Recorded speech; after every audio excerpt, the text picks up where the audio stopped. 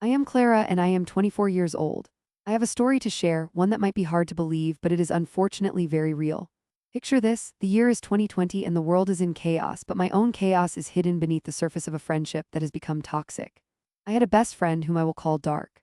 Dark was charismatic, charming, the kind of guy anyone might fall for, except that there was a dark side. Whenever he got angry, which was often, he used to hurl insults at me and both of our mutual friend, whom I will call Sapphire. It was a kind of emotional manipulation I had grown tired of, and honestly, I was exhausted.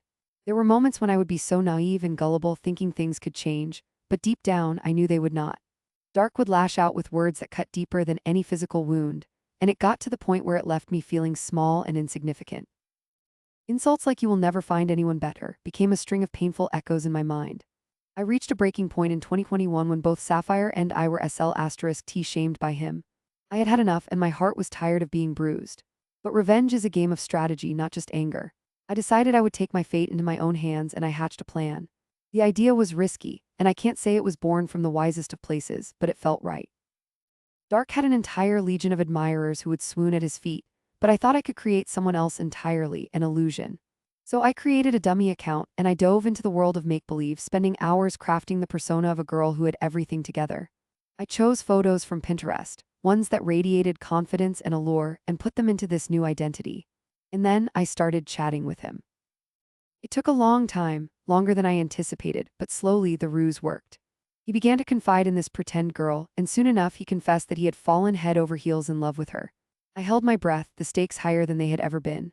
The ultimate goal was to build him up, only to bring him crashing down.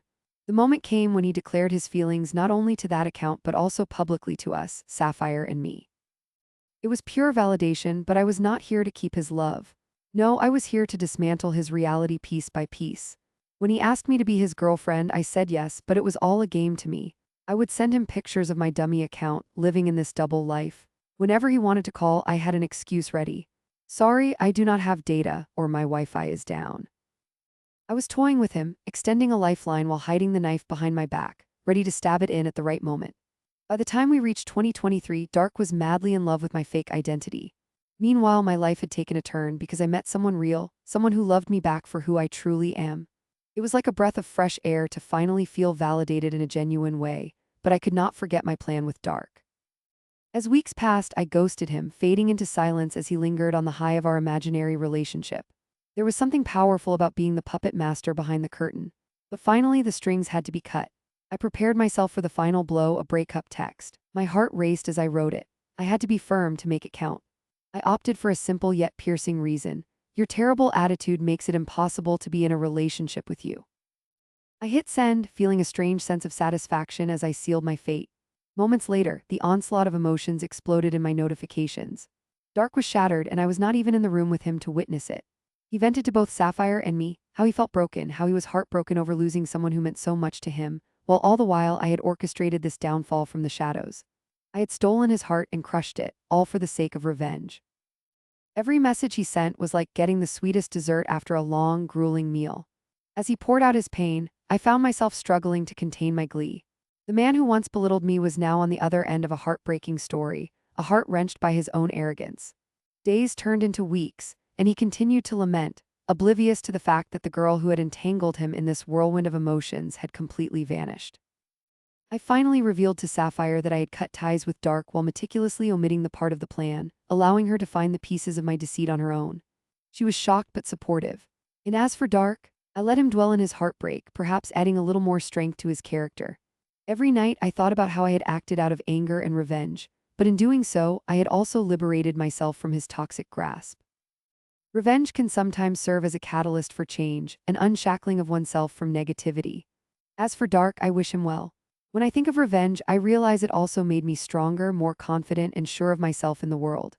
In a twisted way, I came out victorious. But I remind myself to treat love, real love, with kindness and honesty, to never employ manipulation's cruel tactics again. Sometimes people need a wake-up call, and sometimes, for my own sanity, it was one I had to orchestrate from afar.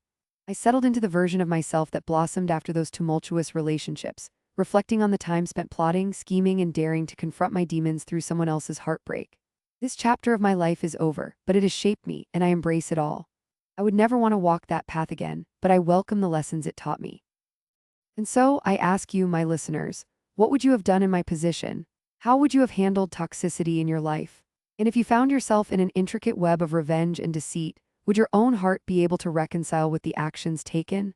Join me in the comments and let's explore the complex and ever fascinating themes of friendship, love, and revenge together.